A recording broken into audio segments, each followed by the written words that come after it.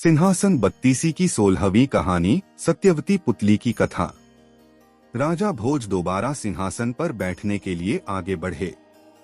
तभी 16वीं पुतली सत्यवती सिंहासन से बाहर आई और राजा भोज को गद्दी पर बैठने से रोकते हुए कहा, हे राजन, मैं आपको राजा विक्रमादित्य का एक किस्सा सुनाऊंगी।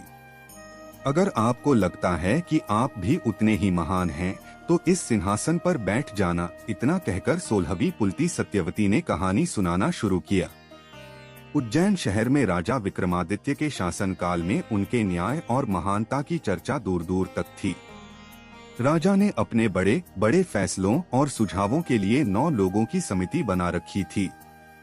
इन लोगों से ही राजा विक्रमादित्य राजकाज संबंधित सुझाव भी लेते थे। एक बार धन संपत्ति को लेकर कुछ बात शुरू हुई। तभी पाताल लोक की बात भी सामने आई और एक जानकार ने पाताल लोक के राजा शेषनाग की तारीफ की।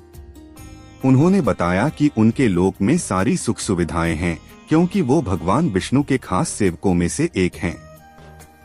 शेषनाग का स्थान भगवान के बराबर माना गया है और जो भी उनके दर्शन करता है उसका जीवन धन्य हो जाता है। इतना सुनते ही राजा विक्रमादित्य ने पाताल लोक जाकर उनसे मिलने का मन बना लिया। तभी राजा विक्रमादित्य ने अपने बेतालों को याद किया और उनके साथ पाताल लोक पहुंच गए। वहां उन्होंने जानकारों की कही सारी बातों को सही पाया। जब शेषनाग को राजा विक्रमादित्य के आने की खबर मिली तो वो उनसे मिलने पहुंच गए। राजा विक्रमादित्य ने शेषनाग को नमस्ते करते हुए अपना नाम और पाताल लोक आने का कारण बताया। राजा विक्रमादित्य की बातें सुनकर और उनके व्यवहार से शेषनाग इतने खुश हुए कि राजा विक्रमादित्य को जाते जाते उपहार के तौर पर 4 चमत्कारी रत्न दिए। चारों रत्न की अपनी अपनी खूबी थी। पहले रत्न से मनचाहा धन, दूसरे रत्न से मनचाहे कपड़े व गहने, तीसरे रत्न से किसी भी तरह की पालकी, घोड़ा या रथ और चौथे रत्न से मान सम्मान मिल सकता था। रत्न मिलने के बाद राजा विक्रमादित्य ने शेषनाग को प्रणाम किया और अपने बेतालों के साथ राज्य लौट गए। चारों रत्न लेकर राजा विक्रमादित्य अपने राज्य में प्रवेश कर ही रहे थे कि रास्ते में उनकी मुलाकात एक ब्राह्मण से हुई। ब्राह्मण ने राजा से पाताल लोक की यात्रा के बारे में पूछा। राजा ने वहां हुई सारी बातें बता दी।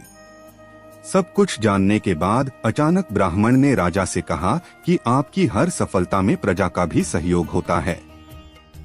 ब्राह्मण की इस बात को सुनते ही राजा विक्रमादित्य उनके मन की बात को समझ गए और तुरंत उन्होंने ब्राह्मण को अपनी इच्छा से एक रत्न लेने को कहा। यह देखकर ब्राह्मण थोड़ी उलझन में पड़ गए और उन्होंने कहा कि वो अपने परिवार के हर सदस्य की राय लेने के बाद ही रत्न लेंगे।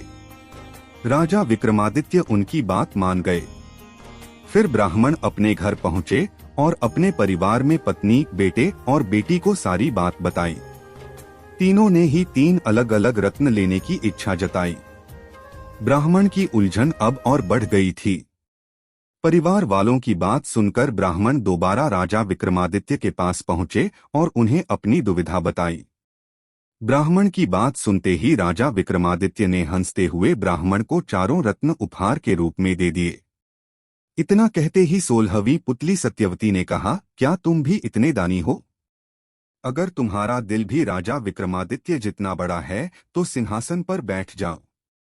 अगर यह गुण तुम में नहीं है तो इस सिंहासन पर बैठने के लायक बनकर आओ। इतना कहकर 16वीं पुतली सिंहासन से उड़ गई और एक बार फिर राजा भोज सिंहासन पर नहीं बैठ पाए।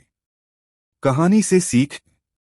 सच्चा राजा, राजनेता या संचालक वही होता है जो धन दौलत का लालच न करते हुए अपनी प्रजा और अपने साथ कार्य करने वालों को प्राथमिकता दे।